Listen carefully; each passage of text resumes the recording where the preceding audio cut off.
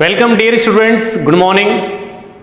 बच्चों, last class में हम लोग जो स्टडी कर रहे थे प्रिंसिपल ऑफ सुपरपोजिशन, ठीक है, सुपरपोजिशन प्रिंसिपल को स्टडी किया था और उसमें बेटा मैंने आपको यह सिखाया था कि किसी पर्टिकुलर चार्ज पर सराउंडिंग चार्जेस की वजह से जो फोर्स लगता है तो नेट फोर्स हम कैसे निकालते हैं। तो नेट फोर्स कैसे निकालते थे? Vector sum of the forces due to individual charges, वही होता था नेट फोर्स। आज बच्चों हम लोग बहुत इंपॉर्टेंट टॉपिक पढ़ रहे हैं, ध्यान से समझना, आपके लिए बहुत ही बेनिफिशियल होगा। समझ रहे हो, बहुत बेनिफिशियल है ये टॉपिक, ठीक है, ध्यान से समझना। आज हम लोग जो टॉपिक स्टडी करने जा रहे हैं बच्चों, इक्विलिब्रियम ऑफ चार्ज। आज हम जो टॉपिक स्टडी करेंगे बेटा दैट इज इक्विलिब्रियम।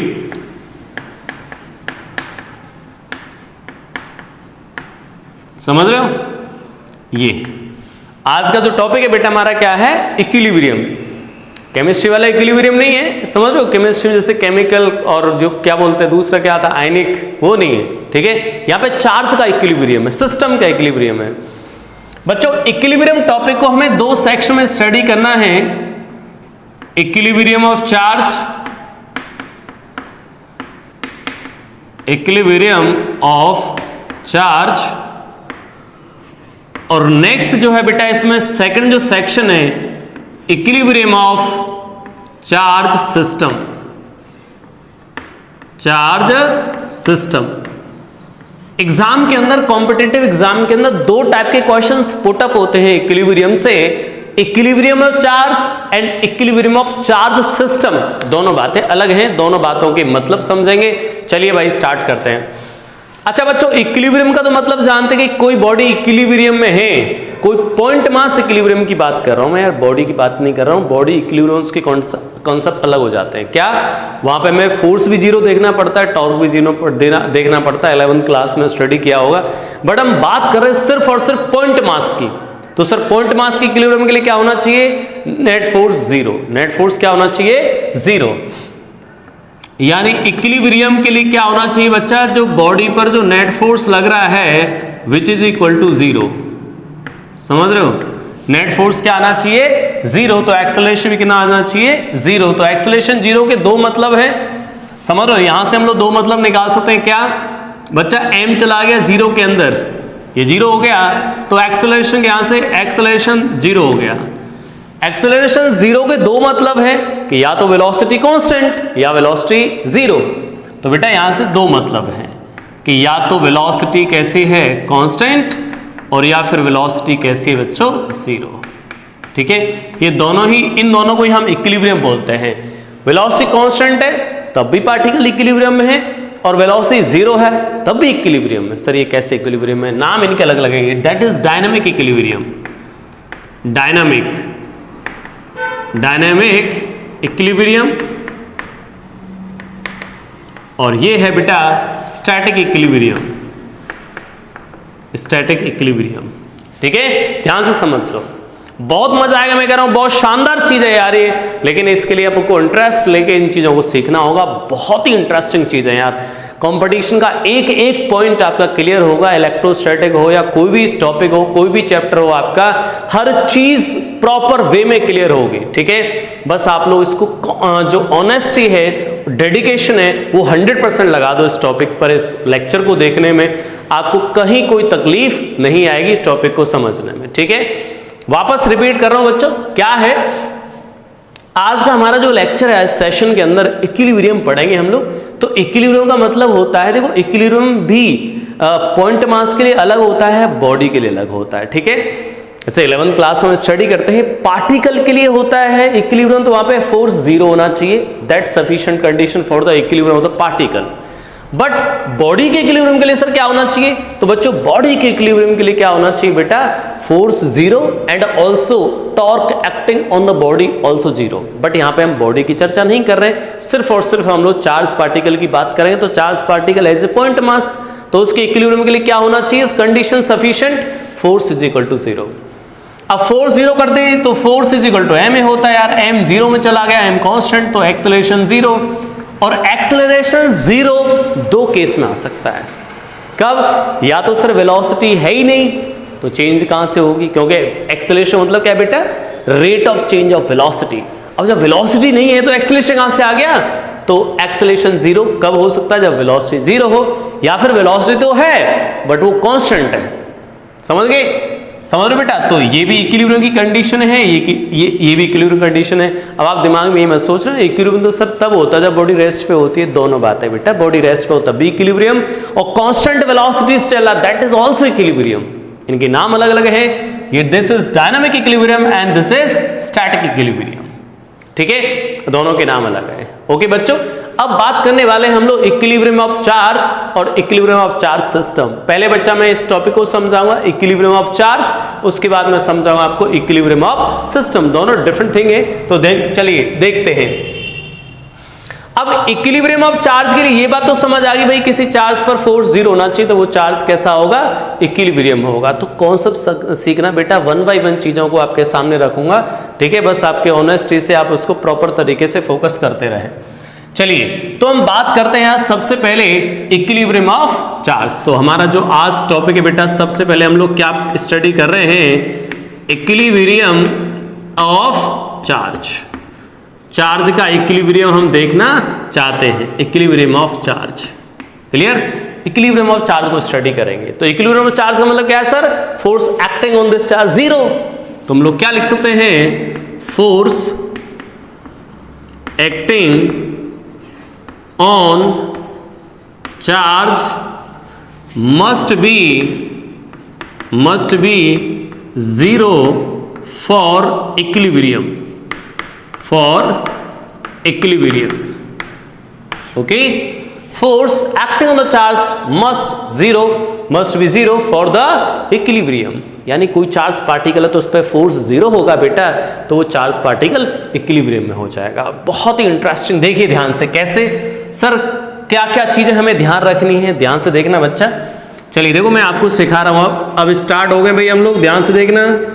एक चार्ज पार्टिकल है बेटा Q1 और एक चार्ज पार्टिकल है यहां पे Q2। ठीक है, समझ रहे हो, और एक दूसरे से मान लेते हैं ये R डिस्टेंस पर है, एक दूसरे से R डिस्टेंस के अंदर है। ठीक है, अब हमें देखना है कि location of third charge for which that charge must be in equilibrium. पहले लैंग्वेज लिख देता हूं मैं यहां पर, location and magnitude of third charge which is in equilibrium,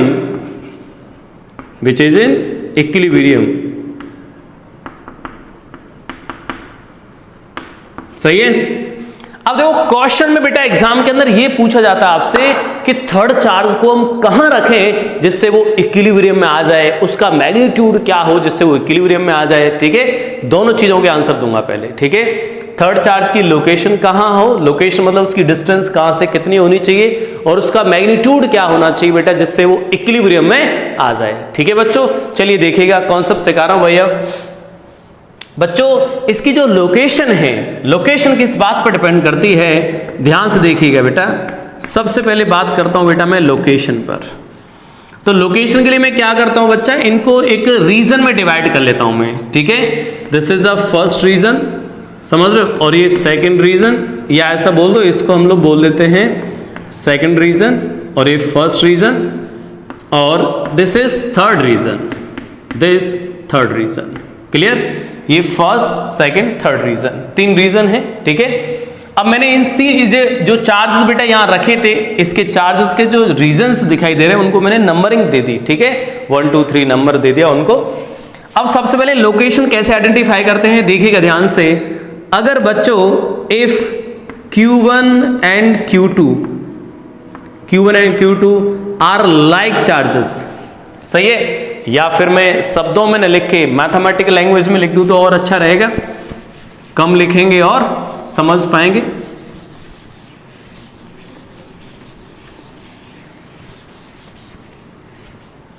सही है, सबसे पहले बेटा फर्स्ट लोकेशन कैसे निकालते हो, इफ Q1 एंड Q2 का प्रोडक्ट है 0 से बड़ा, 0 से बड़ा कब हो पाएगा बेटा? या तो ये दोनों पॉजिटिव हो या फिर ये दोनों नेगेटिव हो, और we can say both have the same nature.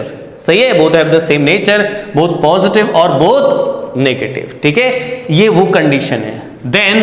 Then location क्या होगी? Second region, then first region. इसमें कहां पर इक्विलिब्रियम में आएगा चार्ज पार्टिकल? First reason. ध्यान से, फर्स्ट रीजन, ध्यान से भाई। अगर ये different things Q1 and Q2 less than 0, less than 0 का मतलब दे हैव अपोजिट नेचर। बच्चों, एक पॉजिटिव है, एक नेगेटिव है। ठीक है, कोई भी पॉजिटिव कोई भी नेगेटिव हो सकता है। लेस देन 0, देन रीजन कौन सा सेलेक्ट होगा? सेकंड और थर्ड, सेकंड और थर्ड। सही है, सेकंड और थर्ड रीजन। अब सर इस सेकंड और थर्ड में से मैं कौन सा सेलेक्ट करूंगा? सेकंड और थर्ड भी तो दो रीजन है ना, मुझे तो लोकेशन बतानी, तो या तो सेकंड की तरफ रख पाऊंगा या थर्ड में रख पाऊंगा, या भी तो मुझे एक आंसर चाहिए।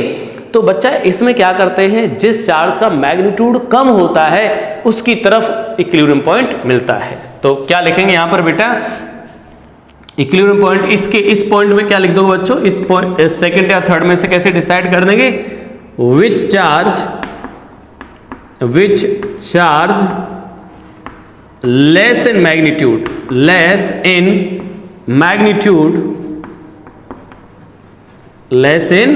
मैग्नीट्यूड। सही है, जो चार्ज मैग्नीट्यूड में कम होगा बच्चा उसकी तरफ हमें ये लोकेशन मिलेगी। जैसे मैं एग्जांपल में समझाऊंगा।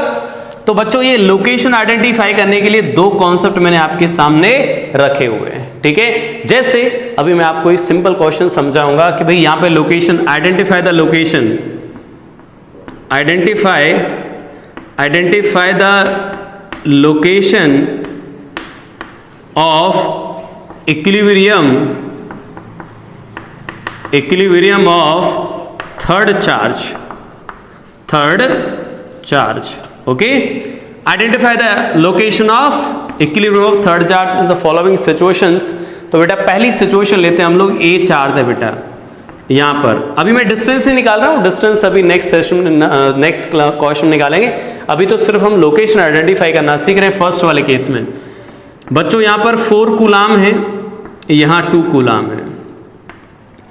आइडेंटिफाई द रीजन के बता सकते हो आप लोग, रीजन फर्स्ट सेकंड थर्ड। तो यहां पे कौन सा रीजन में इक्विलिब्रियम पॉइंट आएगा? रीजन कौन सा होगा यहां पर? ओके, आंसर करना आपको। ठीक है, 4 कूलाम, और ये ऐसे मैंने यहां पर रख दी बेटा माइनस के 4 कूलाम और यहां पर माइनस के 6 कूलाम। ठीक है, नेक्स्ट वाला क्वेश्चन, प्लस के 4 कूलाम माइनस के 2 कूलाम। ठीक है, नेक्स्ट जो है, नेक्स्ट यही डायग्राम आपको इस साइड बनाना है, यहां बना दे रहा हूं मैं। ठीक है बच्चों, ये है माइनस के 4 कूलाम और प्लस के 8 कूलाम, या हम बोल सकते हैं माइनस के प्लस के 2 कूलाम। ठीक है, यहां पर माइनस Q और ये प्लस Q। सारे सिचुएशंस क्लियर हो जाएंगे। ठीक है, चलिए इस सिचुएशन की बात करते हैं। बच्चों आप आंसर दे सकते हो आसानी से इसका। कैसे बेटा? Both have the same nature, both have the same nature, तो कौन सा रीजन आ जाए बेटा? First region. ठीक है, बताया आपको, both have the same nature, Q1 Q2 greater than 0, मतलब both have the same nature then the first region. यहां को कंफ्यूजन ही बेटा, यहां पर रीजन आंसर कौन सा आ जाएगा? Reason first. इस केस में कौन सा रीजन आएगा बच्चों? Both have same nature also, minus minus, तो यहां भी कौन सा डिसाइड हो जाए बेटा? First region. आसानी से डिसाइड कर पा रहे हो? ओहो, यहां प्रॉब्लम हो गई। यहां प्रॉब्लम क्या हो गई सर? 4Q पॉजिटिव, ये नेगेटिव, तो प्रॉब्लम तो कोई बात ही नहीं है, समझ रहे हो? तो क्या होगा सर? मतलब रीजन 1 में तो नहीं आएगा, किस रीजन में आएगा फिर? या तो इधर या इधर। लेकिन इन दोनों में से कौन सा डिसाइड करोगे बच्चों? वो यहां से which charge less in magnitude. Magnitude sign से मतलब नहीं है, ऐसा मत सोच लेना सर इसका साइन छोटा है तो ये छोटा चार्ज होगा, ऐसा नहीं। इसका मैग्नीट्यूड देखो बेटा, मैग्नीट्यूड, तो मैग्नीट्यूड देखोगे बच्चा तो 2 कूलाम ही मैग्नीट्यूड छोटा है, तो यानी कि जो आएगा रीजन कौन सा सेलेक्ट होगा यहां पर? ये वाला रीजन बच्चों, तो ये रीजन कौन सा है? थर्ड। तो this is the third region. Clear, समझ आया बेटा? मैं बोल रहा हूं साइन से डिसाइड नहीं करना, मैग्नीट्यूड डिसाइड करना है। विच चार्ज लेस इन मैग्नीट्यूड, इनमें से कौन सा चार्ज मैग्नीट्यूड में लेस है उस साइड आएगा इक्विलिब्रियम पॉइंट की लोकेशन। ठीक है, तो बेटा 4 कूलम ज्यादा मैग्नीट्यूड था, 2 कूलम कम मैग्नीट्यूड है, तो इसकी तरफ आ जाएगा। बोलो पिक्चर क्लियर है यार 100%? चलिए यहां पे आ जाते हैं। ओके, यहां आगे बेटा, अब यहां देखा sir opposite sign, opposite sign है, इसका मतलब बेटा इस रीजन में तो आ नहीं सकता, या तो इधर या इधर, लेकिन सर जिसका मैग्नीट्यूड छोटा उसी तरफ तो आएगा। तो बेटा मैग्नीट्यूड तो दोनों में से किसका छोटा है? माइनस, माइनस नहीं देखना, साइन से मतलब नहीं, मैग्नीट्यूड बोल रहा हूं मैं, ध्यान से समझ लो। मैग्नीट्यूड मतलब 4 कूलम एंड 2 कूलम। तो बच्चों इसको सिर्फ और सिर्फ किससे मतलब है? 2 कूलम। भाई मैग्नीट्यूड से मतलब है, तो ये 4 कूलम, ये 2 कूलम, तो कौन सा मैग्नीट्यूड छोटा? 2 कूलम, तो इसकी तरफ आ जाएगा रीजन। तो बच्चों यहां पर कौन सा रीजन डिसाइड हो जाएगा? Third region. क्लियर? यहां पर बताओ, अब यहां पर आते ही स्टूडेंट हो जाता है कंफ्यूज। क्यों भाई? क्यों यहां तो सर सेम चार्ज है, minus Q and plus Q. तो ये बात तो तय हो गई कि माइनस क्यू और plus Q opposite charge nature में है, तो या तो रीजन सेकंड आएगा या फर्स्ट थर्ड आएगा। लेकिन मास्टर ने एक बात बोली, सर सेकंड और थर्ड में से कौन सा सेलेक्ट करना है? तो उसके लिए बेटा which charge is less in magnitude, कौन सा चार्ज मैग्नीट्यूड में कम है, कौन सा चार्ज की मैग्नीट्यूड कम है। अब साला जैसे मैग्नीट्यूड देखा तो दोनों का मैग्नीट्यूड तो सेम था, हो गया पंगा। अब क्या करें? ये तो कॉन्सेप्ट फेल हो गया, क्या बता दिया उसने, समझ रहे हो? ऐसी बातें बताता हूं इंपॉर्टेंट जो कंफ्यूजिंग क्रिएटिंग होती है और जो जहां से कंपटीशन को टच करता है। तो माइनस क्यू और प्लस क्यू, अब स्टूडेंट आंसर यहां तक पढ़ा, सब कुछ पढ़ा अच्छे से, ठीक है, लास्ट में देखा तो पंगा हो गया। यही तो कंपटीशन है। ठीक है, चलो ध्यान समझो बेटा, माइनस क्यू प्लस क्यू ये बातें तो है कि ये मतलब ये फर्स्ट रीजन में तो हो नहीं सकता, सेकंड में होगा या थर्ड में होगा। लेकिन बच्चा फर्स्ट रीजन का तो कोई मतलब नहीं रहा, सेकंड और थर्ड में से कौन सा डिसाइड करूं? Which charge is less in magnitude, तो दोनों का मैग्नीट्यूड तो सेम है, तो ये मैं सोच रहा हूं सर वो नेगेटिव वाला छोटा होगा, ऐसा थोड़े ना यार। ठीक है, मैंने क्या बोला? सिर्फ मैग्नीट्यूड देखना आपको, तो मैग्नीट्यूड सेम है, तो बेटा यहाँ पे नो इक्विलिब्रियम पॉइंट, यहाँ कोई ऐसा पॉइंट ही नहीं आएगा जहां पे हम इसको इक्विलिब्रियम में रख सकते हैं। तो no equilibrium point, no equilibrium point. Clear? तो यहां पर हम लोग स्टार कर लेंगे, जिससे हमें ज्यादा फोकस करने की जरूरत है। क्लियर यहां तक? चलिए अभी बच्चों मैंने आपको लोकेशन आइडेंटिफाई करना सिखाई, ठीक है। अब हम ये सीखेंगे कि सर यहां से कितनी डिस्टेंस पे इक्विलिब्रियम पॉइंट मिलेगा, कैलकुलेशन ऑफ डिस्टेंस। ओके, चलिए बच्चों इसको नोट कर लीजिएगा आप लोग, ठीक है। बहुत ही मस्त चीज है यार, और बहुत मजा आ जाएगा इसको पढ़ने के बाद।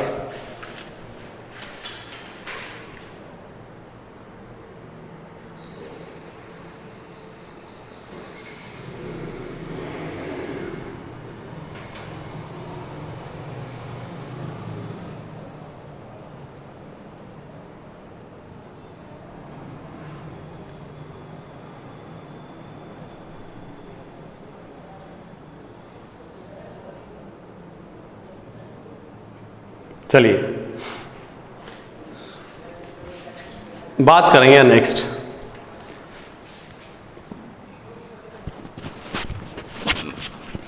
हटाते हैं स्टूडेंट इसको।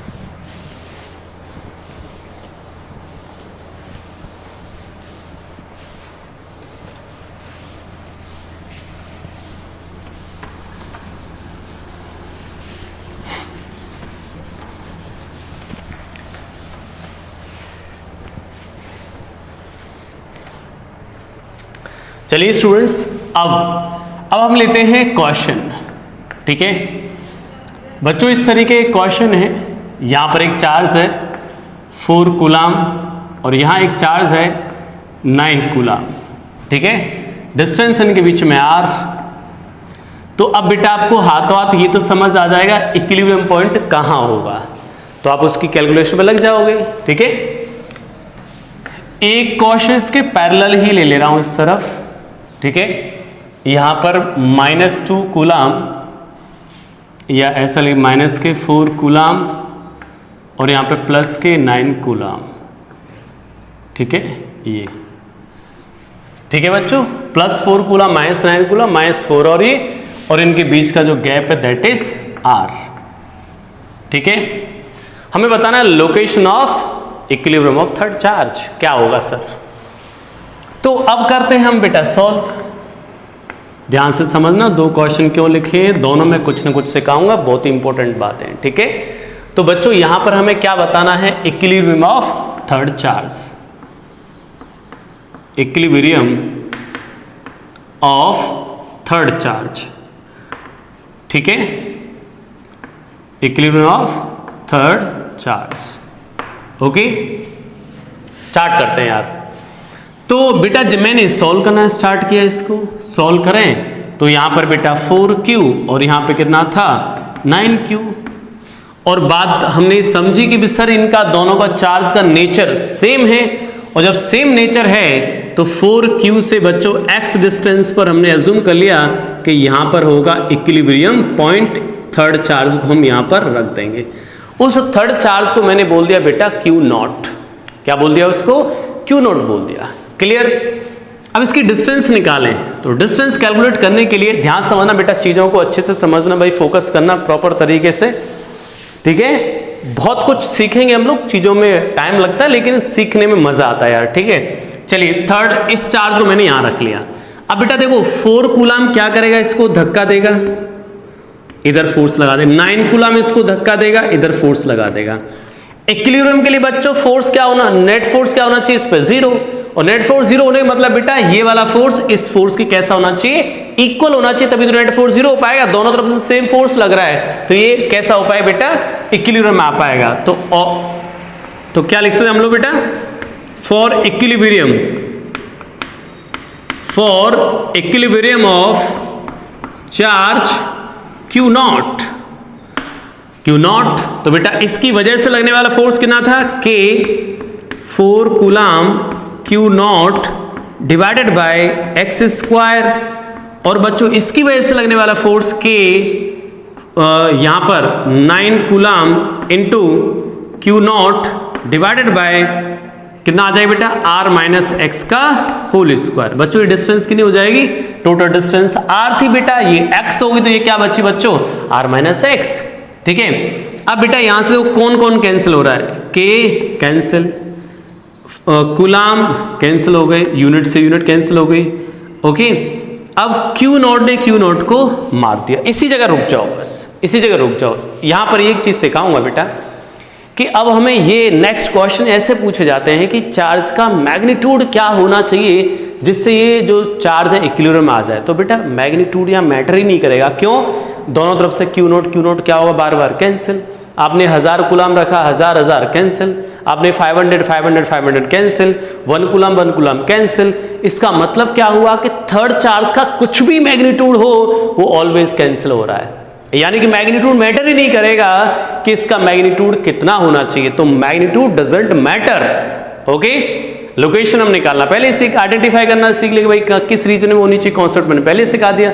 लोग यहां से मैग्नीट्यूड का भी पता चल गया, ठीक है। चलिए अब डिस्टेंस निकालते तो इंपॉर्टेंट पॉइंट अभी लिखा होगा। तो बेटा हम लोग क्या करेंगे, यहां से इसको उधर ले जाओ, तो r minus x upon x का whole square is equal to, बेटा 4 को उधर ले जाएं, 9/4 हो जाएगा, समझ लो, दोनों तरफ रूट ले लो, r minus x divided by x is equal to 3/2, ठीक है। अब ले लें इसको बेटा क्रॉस मल्टीप्लाई कर लें, तो 2r minus 2x is equal to 3x, बच्चों क्रॉस मल्टीप्लाई कर लिया, 5x is equal to 2r, यानी यहां से x is equal to 2r/5, समझ गए। Here distance of equilibrium point from the charge 4 coulomb, exam में बेटा यहां से डिस्टेंस पूछी जाए तो क्या कर दोगे भाई, x तो हमने कैलकुलेट कर दी, अब क्या कर दो बेटा टोटल r में से x को हटा दो तो 9 कूलम से डिस्टेंस निकला गई। जाहिर सी बात है, कॉमन सेंस की बात है, इसमें कौन सी दिक्कत है। ठीक है, चलिए तो अब इसमें सर एक बात है और मुझे सिखानी है बेटा, एक बात और मुझे इसमें सिखाना चाहता हूं मैं यहां पर। ठीक है, क्या सर इसका साइन मैटर करेगा क्या, नेचर मैटर करेगा क्या? ये बात तो तय होगी कि इसका मैग्नीट्यूड यहाँ पे मैटर नहीं करेगा, लेकिन सर ये इसका जो साइन है, इसका जो नेचर है, क्या वो मैटर करेगा? देखो अगर बेटा पॉजिटिव हुआ, बाय द वे पॉजिटिव, तो इसको ये धक्का देगा ये, और 9 कूलम भी इसको धक्का देगा, दोनों ही रिपेल करेंगे बिकॉज अगर ये पॉजिटिव होता है तो।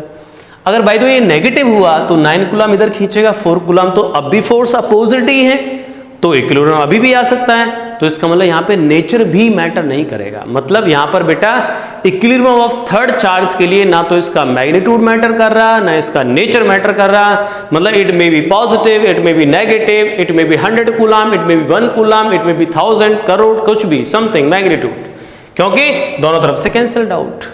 ठीक है, तो बेटा हमारा जो की कंसेप्ट है वो यहां लिख दे रहा हूं बेटा। की कंसेप्ट क्या बना, यहां से कंक्लूजन क्या सीखा बच्चों हम लोगों ने, समझ रहे हो? Magnitude and nature of third charge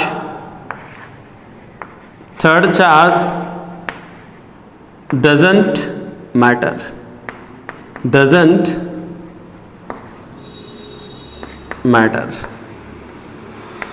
सही है बेटा, ये मैटर नहीं करेगा।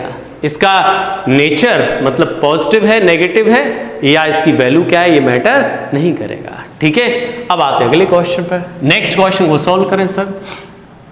तो बेटा नेक्स्ट क्वेश्चन को जब हम लोग सॉल्व करेंगे बच्चों, देखिए चार्ज की पोलैरिटी दे बताओ कैसी है मुझे। चार्ज बच्चों ये कैसा है, -4 कूलम, और ये कैसा है प्लस के 9 कूलम। अब ये बात तय हो गई कि सर ये अपोजिट है नेचर में, तो इक्विलिब्रियम पॉइंट यहां तो मिलेगा नहीं। किस तरह मिलेगा बेटा, जिस चार्ज का मैग्नीट्यूड लेस होगा, तो ये चार्ज मैग्नीट्यूड कम है इसका, तो यहां पर मिलेगा बेटा इक्विलिब्रियम पॉइंट। यहां से डिस्टेंस मान लेते हैं सर ये x है, चार्ज कितना रख लें यहां पर Q0, चार्ज कितना रख लेते हैं Q0। अब बेटा Q0 को -4Q क्या करेगा, देखो अपनी तरफ अट्रैक्ट, +9Q क्या करेगा, इसको रिपेल। तो नेट फोर्स क्या होना चाहिए, इस पर 0 होना चाहिए, तो 0 कर देते हैं बच्चों। तो चलिए इसकी वजह से लगने वाला फोर्स क्या आएगा बेटा, K, यहां लिख दे रहा हूं, 4 की वजह से यहां पर कितना आएगा K 4 कूलम। बेटा यहां पर साइन स्केलर फॉर्म में साइन नहीं लेते, ठीक है, साइन से तो सिर्फ क्या डिसाइड होती है, डायरेक्शन। ओके, तो इसने इसको अट्रैक्ट किया 4 coulomb into Q0 divided by बच्चों x² is equal to K और 9 कूलम Q0 डिवाइडेड बाय कितना हो जाए बेटा, यहां से यहां तक का डिस्टेंस r प्लस x। बच्चों ये डिस्टेंस कितनी हो जाएगी यहां से यहां तक, r प्लस x। तो हम लोग क्या लिख देंगे, r प्लस x का होल स्क्वायर। क्लियर है यहां तक? अच्छा अब देखो K ने K को मार दिया, Q0 ने Q0 को मार दिया, तो वापस कैंसिल हो गया, कूलम ने कूलम को कैंसिल कर दिया, इसको उधर लाए क्रॉस मल्टीप्लाई कर दिया भाई ये, और यहां पर x का होल स्क्वायर और ये 9/4। बच्चों इसका रूट लेंगे तो क्या बन जाएगा बेटा, r/x, x ये 3/2, क्रॉस मल्टीप्लाई कर दो बेटा, 2r + 2x is equal to 3x। x की वैल्यू कितनी आ गई, 2r। ठीक है, कैलकुलेशन मिस्टेक नहीं होनी चाहिए। ठीक है, x का वैल्यू कितना आ गया, 2r, यानी कि 2r डिस्टेंस पर ये इक्विलिब्रियम में होगा। समझ गए यहां तक? तो बेटा इक्विलिब्रियम ऑफ थर्ड चार्ज के लिए magnitude and nature of charge does not matter नहीं करता है। तो एक तो पॉइंट ये दिमाग में सेट करना है। ठीक है, इक्विलिब्रियम की लोकेशन क्या होगी वो हम लोग यहां से निकाल पा रहे हैं। ठीक है, चलिए अब बच्चों में क्या सिखाता हूं आपको, इसका शॉर्ट सिखाता हूं सर, शॉर्ट कॉन्सेप्ट। शॉर्ट मतलब एग्जाम का जमाना भाई, कॉम्पिटिटिव एग्जाम, तो यहाँ पे हमें शॉर्ट पता होना चाहिए, तो हम लोग आसानी से कम टाइम के अंदर चीजों को ग्रिप कर पाएंगे, आंसर दे पाएंगे। ठीक है, तो बेटा शॉर्ट ट्रिक क्या कहती है, सुनिएगा ध्यान से। शॉर्ट ट्रिक क्या कहती है, शॉर्ट ट्रिक ये कहती है बेटा कि अगर दोनों चार्जेस लाइक चार्जेस हैं, कैसे हैं, ग्रेटर देन 0। तो आपको पता है इक्विलिब्रियम पॉइंट कहाँ मिल रहा था, बीच वाले रीजन मिल रहा था। उस टाइम जो डिस्टेंस है, उस टाइम डिस्टेंस क्या है बेटा, root of Q1 divided by Q1 plus root of Q2 multiply by R। R मतलब इनके बीच में डिस्टेंस। सर ये x represent what, x is a represent, x क्या कर रिप्रेजेंट कर रहा है, Q1 चार्ज से डिस्टेंस। ओके, अगर सर दोनों की नेचर अपोजिट हुई, Q1 Q2 लेस देन 0, सही है, Q1 Q2 कैसे हुए, लेस देन 0, मतलब अपोजिट नेचर। और दूसरा Q1 का मैग्नीट्यूड Q2 से छोटा भी हुआ, यानी कि बेटा Q2 की मैग्नीट्यूड ज्यादा है और Q1 की मैग्नीट्यूड कम है। समझ रहे हो?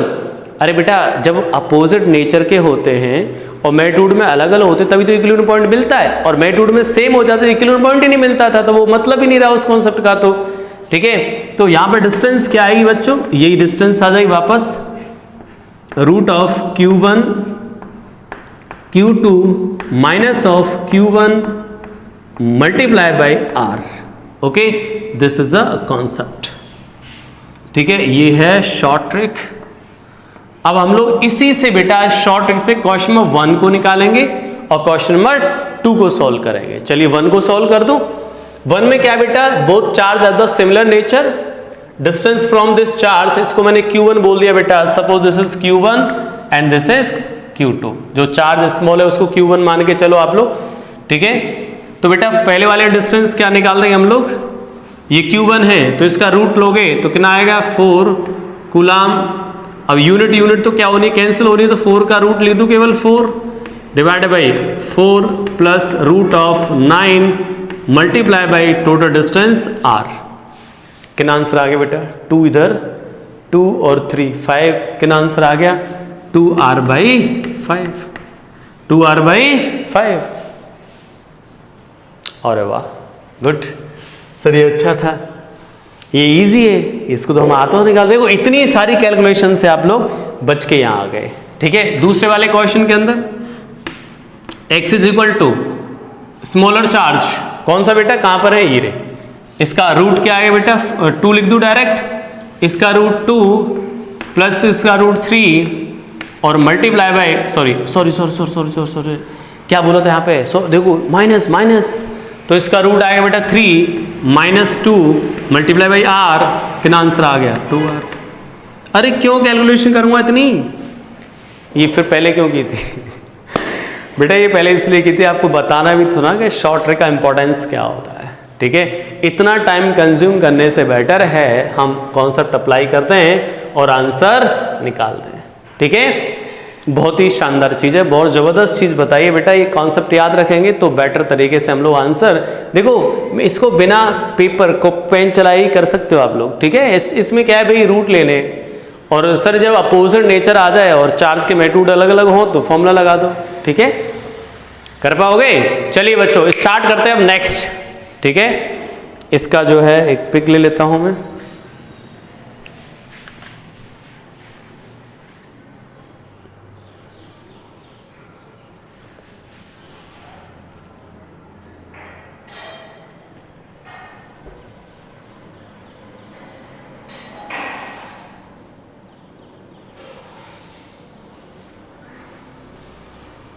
चलिए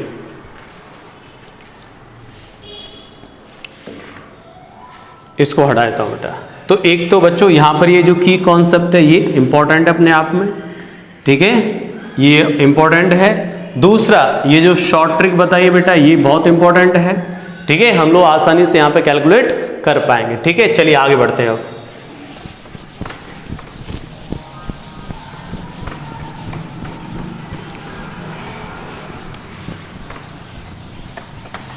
अब सिखा रहा हूं बेटा मैं आपको इक्विलिब्रियम ऑफ सिस्टम।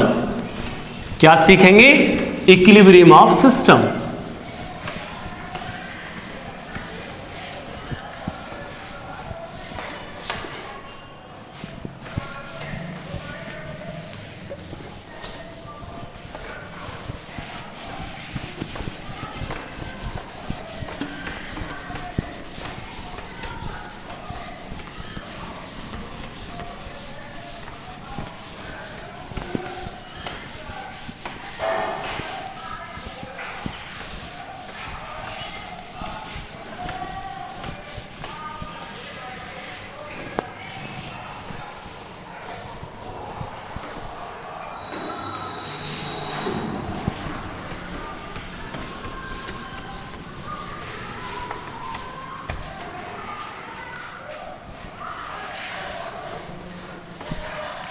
चलिए क्या सीखने वाले हम लोग अब बेटा, equilibrium of system.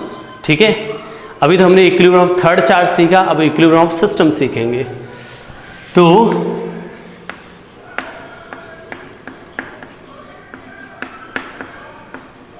Equilibrium of system, ठीक है, ये इक्विलिब्रियम सिस्टम। तो क्या कंसेप्ट है इक्विलिब्रियम सिस्टम देखने में बेटा, क्या करेंगे, net force on any charge of system, net force on any charge of system must be zero. सही है बेटा। हमने क्या करना है यहां पर बच्चों कि सिस्टम का कोई एक चार्ज पकड़ लो। वैसे तो सभी चार्जेस पे फोर्स जीरो होना चाहिए, बट इसमें क्या होता है कि सभी चार्जेस पे फोर्स आपको जीरो चेक करने की जरूरत नहीं पड़ती। किसी एक पे जीरो कर दो, ऑटोमेटिक सभी चार्जेस फोर्स जीरो हो जाता है। तो बेटा कंसेप्ट क्या है इक्विलिब्रियम ऑफ सिस्टम के लिए, इक्विलिब्रियम ऑफ सिस्टम के लिए बेटा, net force on any charge of system must be zero. बेटा सिस्टम के किसी भी चार्ज को आप पकड़ लो, उस पर नेट फोर्स क्या कर दो, जीरो, तो इक्विलिब्रियम ऑफ सिस्टम की कंडीशन आ जाती है। फॉर एग्जांपल समझो अच्छे से, चलिए देखते हैं बेटा। ये क्वेश्चन मैं आपके सामने ये ले रहा हूं कि एक इस तरीके से बच्चों यहां पर एक ट्राइंगल है, ठीक है, और यहां क्यू नॉट मैंने यहां रख दिया, चार्ज क्यू और क्यू, ठीक है।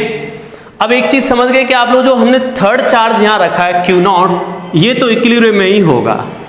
क्यों इक्विलिब्रियम होगा, मैंने आपको सिखाया था बेटा कि जब सिमेट्रिकल चार्ज डिस्ट्रीब्यूशन के अंदर कोई चार्ज रख देते हैं तो उस पर नेट फोर्स ऑलवेज जीरो ही आता है। तो यहां पे तो फोर्स क्या आएगा, जीरो ही आएगा, तो इस पर आपको चेक करने की जरूरत नहीं है। अब हमें क्या करना है, वैल्यू ऑफ क्यू नॉट की वैल्यू क्या होगी, for calculate value of third charge Q not for equilibrium of system, equilibrium of system. बच्चों ध्यान से समझना भाई इस चीज को, इक्विलिब्रियम सिस्टम के लिए जो है इस क्यू नॉट की वैल्यू क्या होगी ये हमें आइडेंटिफाई करना है। ठीक है, चलिए स्टार्ट करते हैं अपन इसको। बच्चों अब हमें क्यू नॉट की वैल्यू पूछ रहा है कि भाई क्यू नॉट की वैल्यू क्या होगी मास्टर इस केस में कि जैसे सिस्टम कैसा हो जाए, इक्विलिब्रियम में आ जाए। क्या करें इसके लिए सर, चलिए देखिए ध्यान से। बेटा सिस्टम के अंदर कितने चार्ज हैं, 1 2 3 चार्ज नजर आ रहे हैं। किसी भी चार्ज को पकड़ लो, जैसे आप जिसको पकड़ने की आपकी इच्छा हो, ये चार्ज, सारे चार्ज फ्री। अरे भाई घर की बात है, किसी भी चार्ज को पकड़ लो ना यार, एक को पकड़ लेते हैं, इसको या इसको, किसी को भी। चलो इसको फोकस करते हैं, कैसे करें बेटा सॉल्व। क्या दिखा गया है, net force on any charge of system must be zero. System के किसी एक चार्ज पर नेट फोर्स जीरो दिखा दो। बेटा ये फोर्थ चार्ज रखा था, थर्ड नहीं है ना, तो यहां पर फोर्थ, सही है। Calculate value of fourth charge Q not for equilibrium of system, ठीक है। अब बेटा हमने क्या किया कि ये तो इक्विलिब्रियम में आएगा ऑटोमेटिक, क्योंकि इसके चारों तरफ सिमेट्रिकल चार्ज डिस्ट्रीब्यूशन, तो इक्विलिब्रियम में होगा। किसी एक चार्ज पार्टिकल को पकड़ लो, इसको पकड़ लेते हैं यार, तो क्या होगा इन रियलिटी में बच्चों, इस तरीके से यहां पर आ गए हम लोग। बेटा क्यू यहां पर, क्यू यहां पर और क्यू यहां पर, ठीक है। इसको फोकस कर रहे हैं हम लोग। सर इक्विलेटर ट्रायंगल है ये, ठीक है, साइड लेंथ ए है। अब बच्चा होगा क्या कि ये वाला क्यू बेटा, ये अब देखो इस चार्ज को छोड़कर हमारे पास कितने चार्ज हैं, इस चार्ज को छोड़कर 1 2 3 चार्ज है इसके सराउंडिंग में। तीनों अपना अपना फोर्स लगाएंगे इस पर, कंफर्म बात है, तो तीनों का फोर्स देख लेते हैं।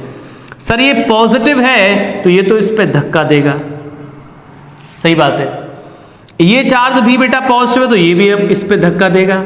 लेकिन ये बात है कि इन दोनों का जो फोर्स है बेटा इक्वल आएगा। क्यों आएगा इक्वल, क्योंकि दोनों का ही डिस्टेंस सेम, दोनों की वैल्यू सेम, तो इक्वल आएगा। और एंगल कितना आएगा बच्चों इनके बीच में 60 डिग्री। तो रिजल्टेंट फोर्स किधर आ गया, इस तरफ, ठीक है, रिजल्टेंट फोर्स इस तरफ, और ये एंगल कितना होना है 60 डिग्री। भाई इक्विलेटरल ट्रायंगल है तो रिजल्टेंट फोर्स इधर आ गया। अब बच्चों एक चीज सोचो आप लोग कि क्यू नॉट की, अब जब इसको मुझे इक्विलिब्रियम में रखना है तो नेट फोर्स इस पर 0 आना चाहिए बेटा।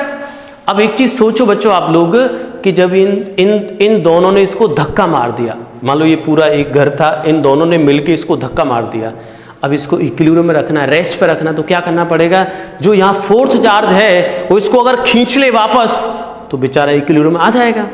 अगर उसने भी धक्का मार दिया तो फिर तो इक्विलिब्रियम का कोई मतलब है ही नहीं। इसका मतलब बच्चों अब इसको यहां रोकने के लिए, इस जगह रखने के लिए फोर्थ चार्ज का नेचर कैसा होना चाहिए, it must be negative. Because अगर ये पॉजिटिव होता तो ये भी धक्का मार देता तो इक्विलिब्रियम में कहां रह पाता। इसका मतलब बेटा ये कैसा होना चाहिए, इट मस्ट बी नेगेटिव। ओहो, लेकिन सर जब थर्ड चार्ज के इक्विलिब्रियम की बात करते वहां पर हमें चार्ज का नेचर की जरूरत नहीं पड़ती, बट यहां पे जरूरत है। तो बेटा यहां पे चार्ज के नेचर की भी जरूरत है और चार्ज की वैल्यू की भी जरूरत है, यानी कि magnitude of charge and nature of charge both matter here, ठीक है, for equilibrium of system. System के इक्विलिब्रियम के लिए हमें दोनों की नेचर एंड और उसका मैग्नीट्यूड दोनों की जरूरत है, ठीक है। तो बच्चों अब क्या करना पड़ेगा हमें कि ये सर नेगेटिव होना पड़ेगा, इसको ये नेचर और इसको तब इधर खींच पाएगा बच्चों, तभी तो ये इक्विलिब्रियम में रह सकता है। तो it must be negative, Q not क्या लिखेंगे, इट मस्ट बी, समझ रहे हो, अरे हर केस में नेगेटिव नहीं ऐसा मत सोच लेना, सिर्फ पर्टिकुलर सिचुएशन के लिए, ठीक है। हो सकता है ये नेगेटिव होती बात अलग होती, बट इस पर्टिकुलर सिचुएशन के लिए क्या होना चाहिए बेटा, ये नेगेटिव होना चाहिए, तभी इसको ये रोक पाएगा, ठीक है बच्चों। चलिए तो सर ये डिस्टेंस कितनी होती है आपको याद है बेटा, ये डिस्टेंस कितनी होती है, ये डिस्टेंस याद हो तो शायद a/√3 होती है, याद कर लेना, a/√3 डिस्टेंस होती है यहाँ से यहाँ तक, ठीक है। जिन बच्चों को याद नहीं बेटा वो tan थीटा से भी निकाल सकते हैं, ऐसे यहाँ tan 30 हो जाएगा, ये a/2 पता है तो यहाँ से डिस्टेंस निकाल सकते हैं। लो मैं निकाल देता हूँ, हो सकता है मुझे भी अच्छे से याद ना हो, ठीक है, चीज़ें याद नहीं रहती ना इतनी सारी। ये अब बेटा यहाँ लगा दो आप tan 30 डिग्री, तो ये डिस्टेंस क्या है a/2 और ये डिस्टेंस मुझे निकालनी है। क्या लगा दूं मैं यहाँ पर, क्या लगा दें, cos लगा दें, तो क्या आएगा बेटा cos 30 is equal to a/2 upon r।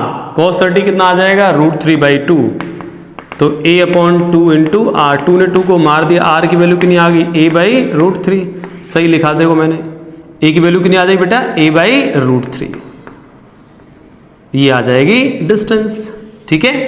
चलिए अब हम क्या करें सर, नेट फोर्स 0 करना है मुझे, तो बच्चा ये वाला फोर्स इसके इक्वल होना चाहिए। तो ये फोर्स कैसे निकालो बेटा, इन दोनों का सम सेम फोर्स आ गए, तो हम लोग क्या करना पड़ेगा बेटा, सेम फोर्स के 2f cos 60/2, ये फोर्स इसके इक्वल होना चाहिए। तो ये फोर्स बेटा इन दोनों बीच में कितना फोर्स लग रहा होगा, कि Q0 Q divided by a/√3 का होल स्क्वायर, इतना फोर्स लग रहा होगा, समझ रहे बेटा, लिख दिया अपन ने। अब इसकी वैल्यू हमें देखनी थी कि Q अपॉन बेटा a²/3, ठीक है। अब यहां पे 2 इंटू f की वैल्यू k Q²/a², कैसे बच्चों, अरे f मतलब इन दोनों के बीच में लगने वाला फोर्स कितना आ जाएगा बेटा, k Q²/a² इंटू cos 30 कितना होता है √3/2, 2 ने 2 को मार दिया, a² ने a² को मार दिया बेटा, k ने k को कूट दिया, ठीक है, एक चार्ज q ने एक चार्ज को मार दिया, थर्ड चला जाएगा यहाँ पर। तो बच्चों यहाँ से Q0 की वैल्यू कितनी आ गई बताइएगा ध्यान से, ठीक है। तो इसकी वैल्यू आ जाएगी √3q बाई कितना, √3 ये है बेटा 3 डाउन, तो q की वैल्यू कितनी आ जाएगी q/√3, ठीक है, ये वैल्यू, ठीक है भाई, ये वैल्यू आ जाएगी। तो this value for equilibrium of third charge, और नेचर कैसा होगा, नेगेटिव, ठीक है। तो की कॉन्सेप्ट क्या लिख लो बेटा यहां पर, इक्विलिब्रियम ऑफ सिस्टम के लिए, इक्विलिब्रियम ऑफ सिस्टम के लिए बेटा यहां पर की कॉन्सेप्ट क्या बन जाएगा, तो क्या कंडीशन बन जाएगी बेटा, फॉर इक्विलिब्रियम ऑफ सिस्टम,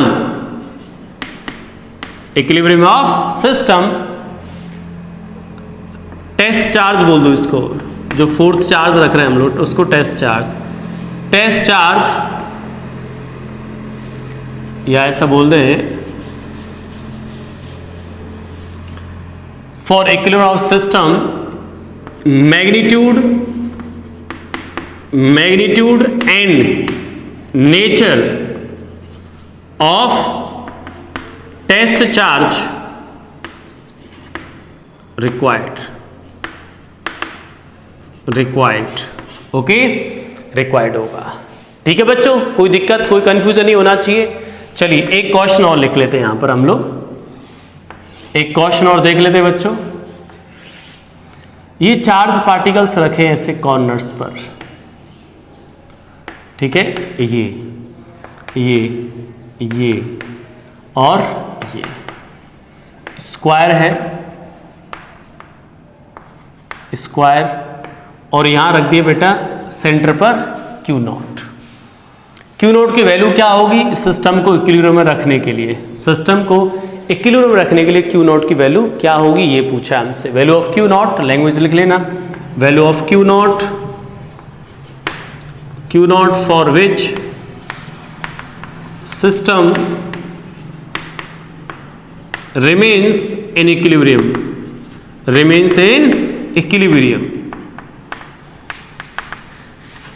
ठीक है। सिस्टम को इक्विलिब्रियम रखना है तो इसकी वैल्यू क्या होगी ये हमें पूछा है, तो बच्चों कर देते हैं सॉल्व। क्या होगा भाई, देखो ध्यान से बेटा, इस तरीके की ज्योमेट्री है हमारी, ये Q plus Q and this also plus Q, और यहां पर Q नॉट। क्या करें भाई, अब हम लोग नेट फोर्स 0 दिखा दे किसी एक चार्ज पर। चलो सर इसी को पकड़ लेते हैं। तो बेटा इस चार्ज की वजह से इस पे इधर रिपल्शन लग जाएगा, फोर्स मान लेते हैं F, इसकी वजह से भी यहाँ रिपल्शन लग जाएगा, फोर्स मान लेते हैं F, और बेटा इसकी वजह से यहाँ जो फोर्स लग जाएगा दैट इज F डैश, ठीक है। ये हमारा क्वेश्चन पहले भी आया था इस तरीके का क्वेश्चन नेट फोर्स निकालने वाले केस में। तो बच्चों इन दोनों का रिजल्टेंट तो आ जाएगा इधर, रिजल्टेंट, और F डैश भी इधर है तो सभी का रिजल्टेंट इसी साइड आ जाएगा। सर कितना आएगा ये रिजल्टेंट, ये रिजल्टेंट कितना आ जाएगा बेटा, रिजल्टेंट ये कंप्लीट रिजल्टेंट, ओके, कितना आएगा ये रिजल्टेंट, कितना हो जाए बेटा, ये इन दोनों का रिजल्टेंट कैसे निकाले, 2F cos, इसको थोड़ा छोटा कर दे रहे हैं यहां से, 2F cos 90/2 plus F dash. अब बच्चों इसकी वैल्यू याद है KQ/A², और इस F डैश की वैल्यू याद है KQ/A√2 का होल स्क्वायर, और A√2 का स्क्वायर करें तो 2A² हो जाएगा, और 2A² करें तो F/2 हो जाएगा। अरे ये तो कैलकुलेशन है, कर सकते हो यार, ठीक है। तो बेटा ये फोर्स अगर यहां पर बच्चों 2F cos 45 1/√2 प्लस ये कितना हो जाएगा F/2, अरे ये F डैश की वैल्यू बेटा F/2। अब यहां से इसको कैंसिल कर दो, F कॉमन ले लो, क्या बचेगा 1, कितना हो जाएगा ये √2 टाइम्स कैंसिल, √2 प्लस 1/2 ये आ जाएगा ये रिजल्टेंट फोर्स, किधर, इधर। अब आपको पता है Q नॉट की वैल्यू, Q नॉट क्या करना चाहिए, इतना ही फोर्स लगाना चाहिए लेकिन अपोजिट डायरेक्शन में, समझ रहे हो। तो अपोजिट डायरेक्शन फोर्स लगाएगा तभी तो इक्विलिब्रियम रह पाएगा। तो सर ये अपोजिट डायरेक्शन में इसको इतना फोर्स इस तरह लग रहा है बेटा इस साइड, तो अपोजिट भी इतना ही लगना चाहिए तभी तो ये सिस्टम इक्विलिब्रियम रह पाएगा। तो बेटा हमने क्या किया, इसका फोर्स इसके इक्वल कर दिया, समझ रहे हो। तो कहीं पे भी लिख देते हैं, यहां लिख देते हैं लास्ट में, ठीक है। तो क्या आ जाए बेटा, इसका फोर्स कितना आ जाएगा Q नॉट अपॉन A/√2 का होल स्क्वायर, इधर कितना आया F की वैल्यू पुट अप कर दो, KQ/A², 2 प्लस 1/√2, सॉरी उल्टा लिख दिया, क्या था ये √2 प्लस 1/2, KQ कैंसिल, ठीक है बच्चों। यहां से आ जाएगा बेटा कितना Q naught a square cancel, root 2 का स्क्वायर ऊपर चला जाएगा 2 क्यू नॉट, और यहां कितना आ जाएगा बच्चा 1/2 प्लस रूट 2, इसको डिवाइड कर दो तो क्यू नॉट कितना आएगा 1/2 प्लस रूट 2, ये वैल्यू आ जाएगी। ठीक है, लास्ट मैंने यहां पे सॉल्व किया है, आप लोग कर लेना, कोई बहुत बड़ी दिक्कत नहीं है। ठीक है बच्चों, तो ये बेटा हम इस तरीके से पढ़ रहे थे इक्विलिब्रियम सिस्टम का इक्विलिब्रियम। ठीक है, चलिए अभी हम लोग नेक्स्ट कॉन्सेप्ट सीखते हैं इसमें। बच्चों अभी इसी में इक्विलिब्रियम का ही सेक्शन है, आगे सीखेंगे हम लोग। ठीक है, देखिएगा ध्यान से।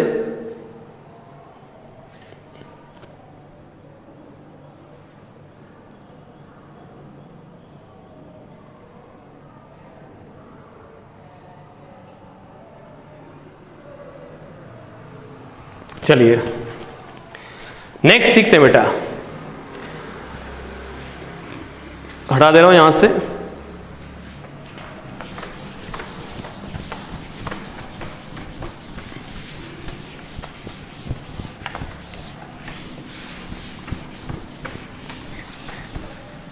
या बच्चों मैं ऐसा करता हूं, ठीक है, इसके थोड़ा लेंथ ही हो जाएगा सेशन। अब हमारा जो नेक्स्ट सेक्शन है इसके बाद का बहुत ही इंपॉर्टेंट है, बहुत ज्यादा इंपॉर्टेंट है, कंपटीशन के पॉइंट ऑफ व्यू से बहुत अच्छी चीजें उसके अंदर सिखाऊंगा। ठीक है, तो आप लोग प्रिपेयर कर लें यहां तक बहुत अच्छे से। ठीक है, चलिए स्टूडेंट्स मिलते हैं next time. Thanks for watching. Okay.